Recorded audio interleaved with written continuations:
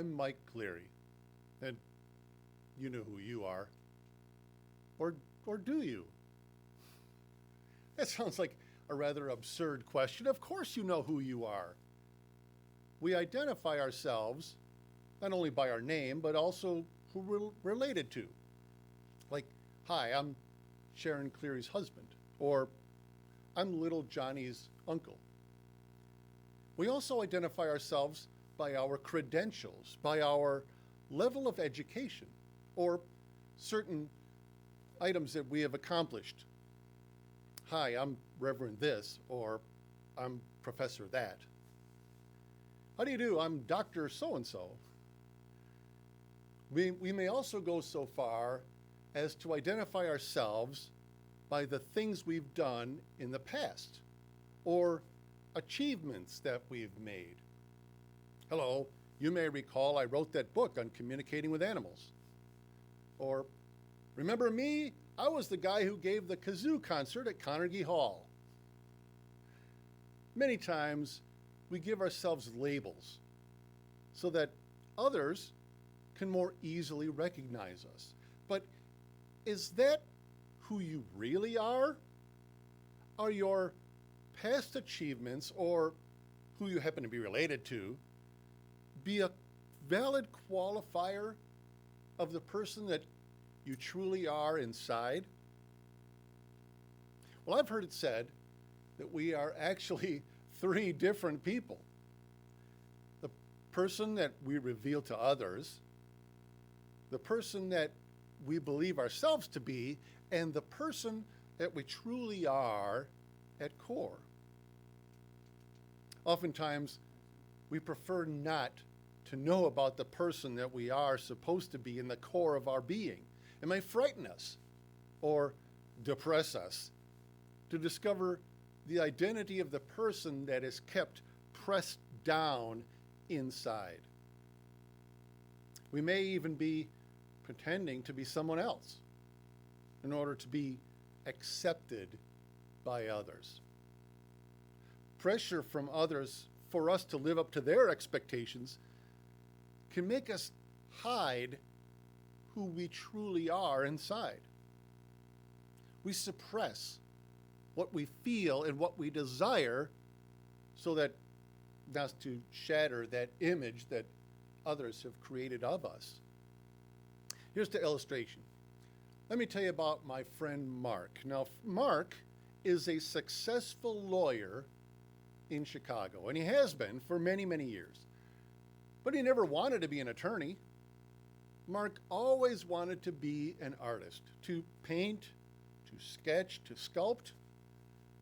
However, Mark came from a family where he was the only child and the only nephew and the only grandchild. The expectations heaped upon him were enormous. Mark allowed others to decide the course that his life would take. He didn't want to be a disappointment to his family, so he let them put him through law school, and he eventually became an attorney. To this day, Mark still yearns to be an artist, but he continues to live the life that others have chosen for him. What about you? Are you living the life that you have chosen for yourself, or are you allowing others to select your life's path for you? Have the achievements that you've made in your life been what you wanted to do, or were they simply to satisfy the expectations of others? Not too long ago, I made a list of some of my lifetime achievements. I've been an actor, an author, a musician, a computer programmer, and a public speaker. I've traveled to Paris, Ireland, Mexico, the Caribbean, and to Hawaii.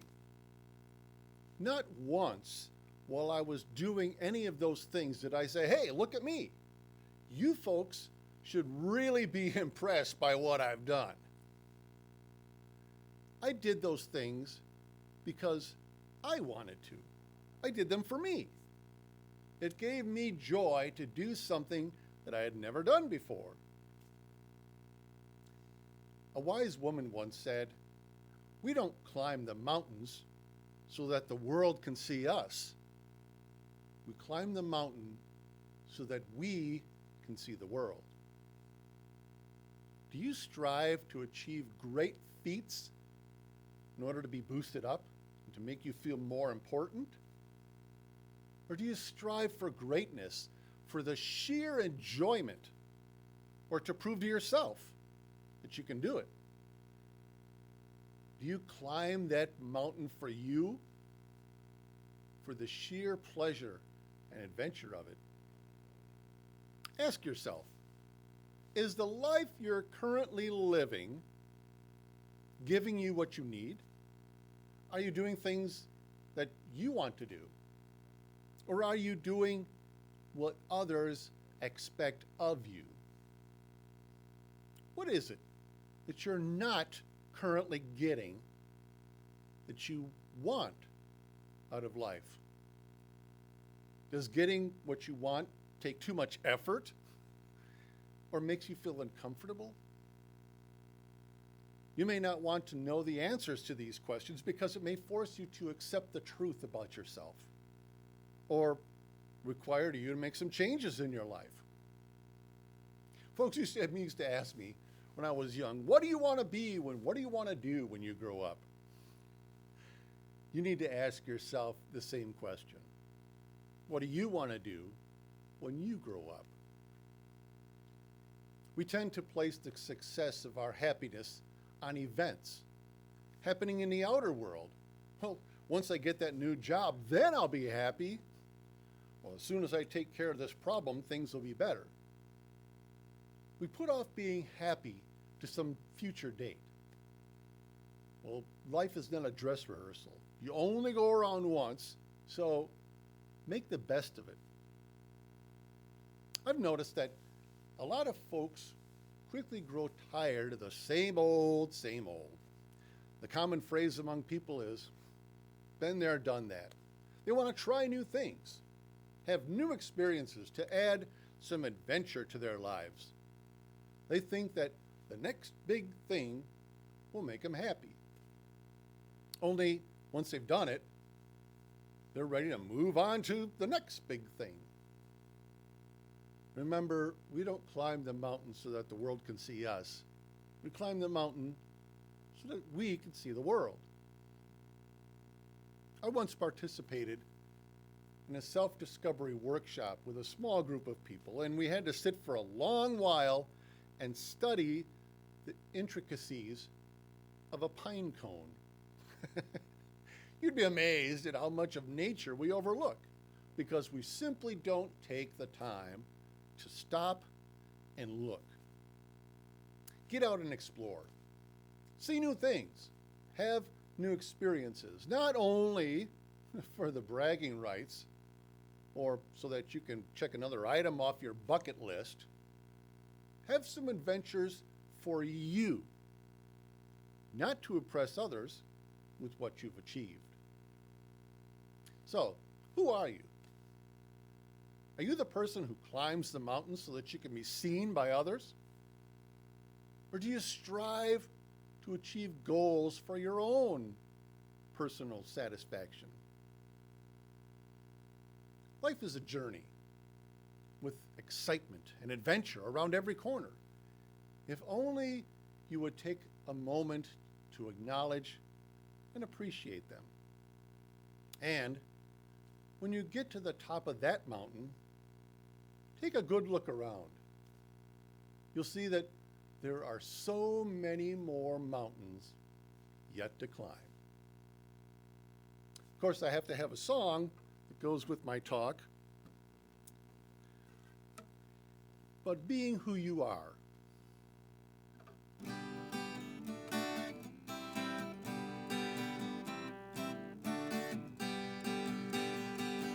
I see you cower and surrender your power to give the way the others condone.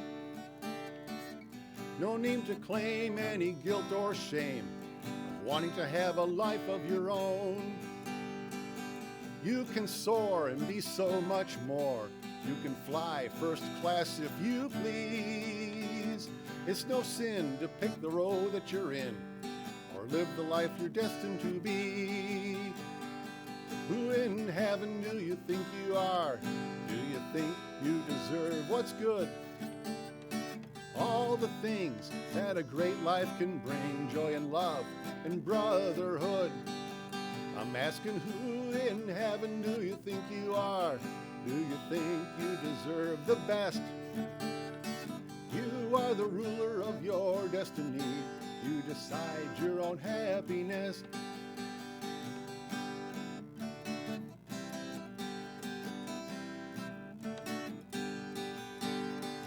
Why face defeat and take a back seat to those who tell you how you should be? You're free to fly way up in the sky and choose your own reality. Some are bound and locked to the ground and never raise their face to the sun. Your day is here, you can live without fear. I'm trying to satisfy everyone. So I'm asking, who in heaven do you think you are? Do you think you deserve what's good? All the things that a great life can bring, joy and love and brotherhood. Now who in heaven do you think you are? Do you think you deserve the best? You are the ruler of your destiny. You decide your own happiness. Yes, you decide your own happiness.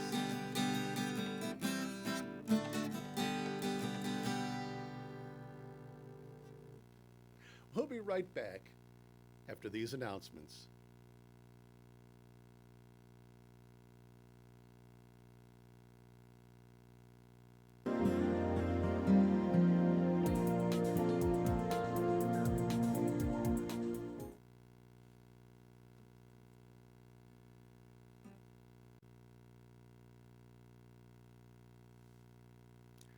Welcome back to Happy New You.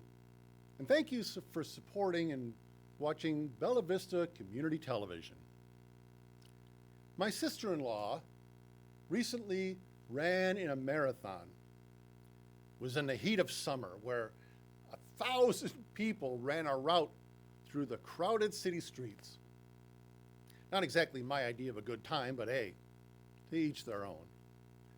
Well, sadly, she didn't come in first place. She didn't even come in second place. However, she didn't come in last place.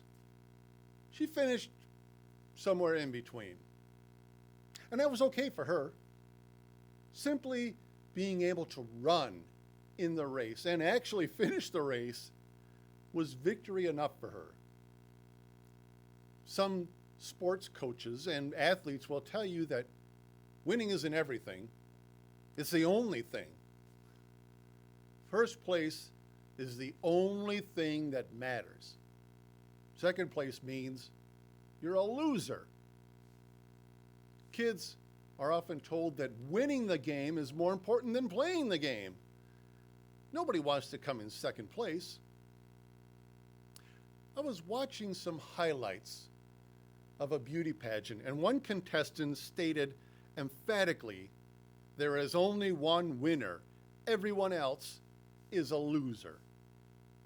I suppose in her estimation, winning that contest was her only reason for being there.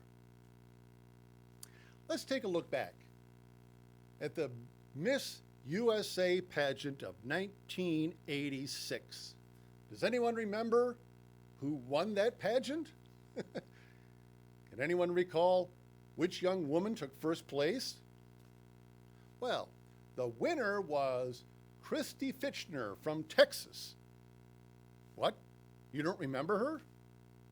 After winning the title of Miss USA, Christy sort of faded off into obscurity.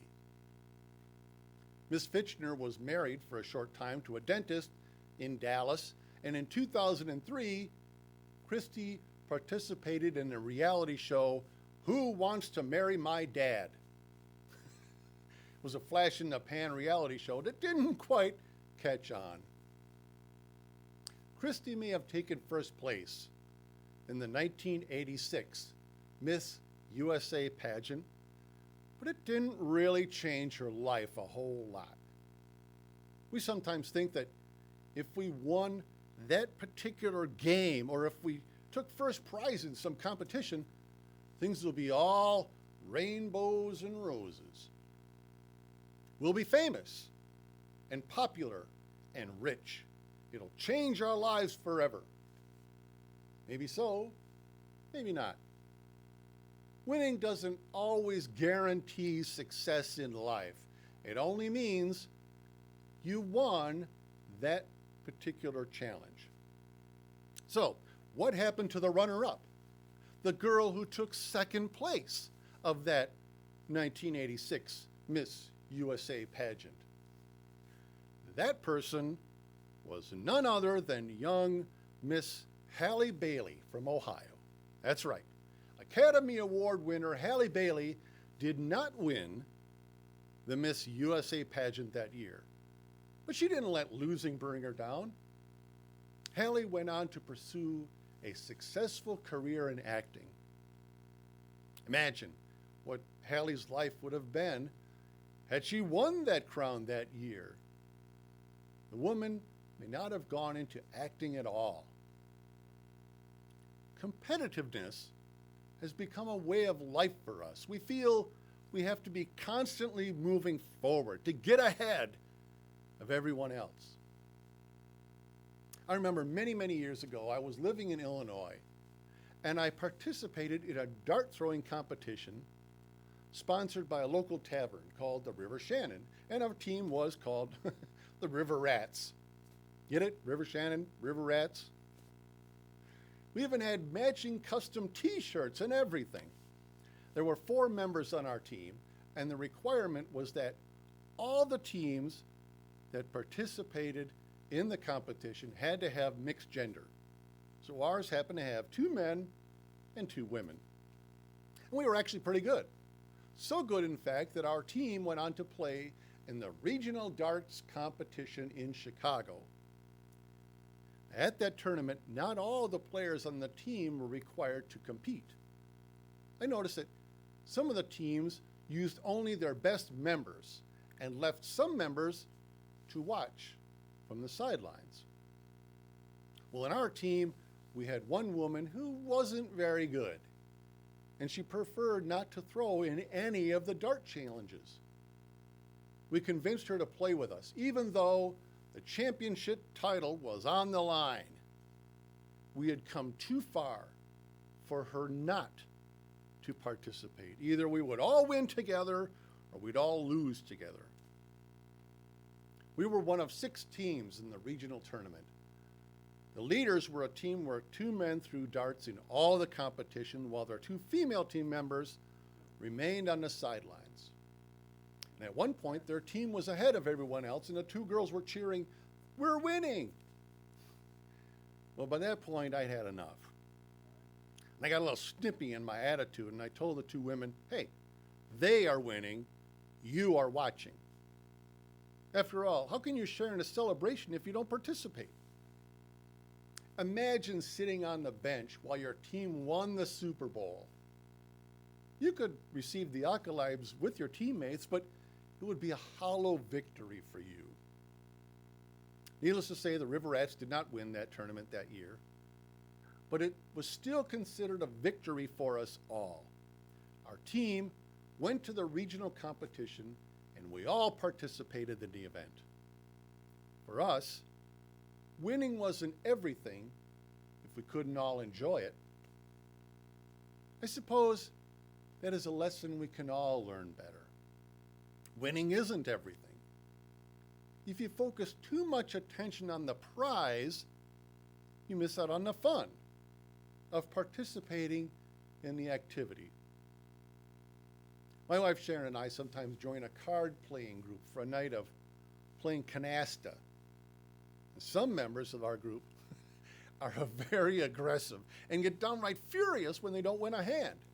They hate to lose. Sometimes It takes all the fun out of the game when you're so determined to win that you no longer enjoy the game. It's okay to lose now and then. Losing simply means that someone else has a chance to win. We should congratulate them and be happy for their success. Instead of lamenting your loss, celebrate their win. Thinking back to the words of that one beauty pageant participant, if you're not a winner, you're a loser. Well, you may not be a winner, but someone else is. You're only a loser if you fail to celebrate their victory in the competition. I often remind folks that happiness in life is a journey, not a destination. Go ahead, run in the race, even though you know you probably won't win. Play ball, simply for the sheer of the game. Participate in the challenge, even though you may not come in first place. To some people, winning is everything, but maybe participating and enjoying the game is much more important. Of course, I have a song about accepting yourself for not being perfect. And it's called I Forgive Me. You say to err is human, so the way the story goes, we're bound to make mistakes every now and then. I have to accept I'm not perfect when I fail from time to time, and I realize the world's not gonna end. So I forgive me for mistakes along the way, and I forgive me for words that I didn't mean to say. The hardest part of living is the task of self-forgiving. So I forgive me a little bit more today. We're told to love others as we should love ourselves. But sometimes loving me is the hardest thing of all. Just because I didn't win, I see my failure as a sin. But I'll try again tomorrow and not berate me if I fall. So I forgive me for mistakes along the way, and I forgive me for words that I didn't mean to say. The hardest part of living is the task of self-forgiving. So I forgive me a little bit more today. I forgive me a little bit more each day. Yes, I forgive me a little bit more today.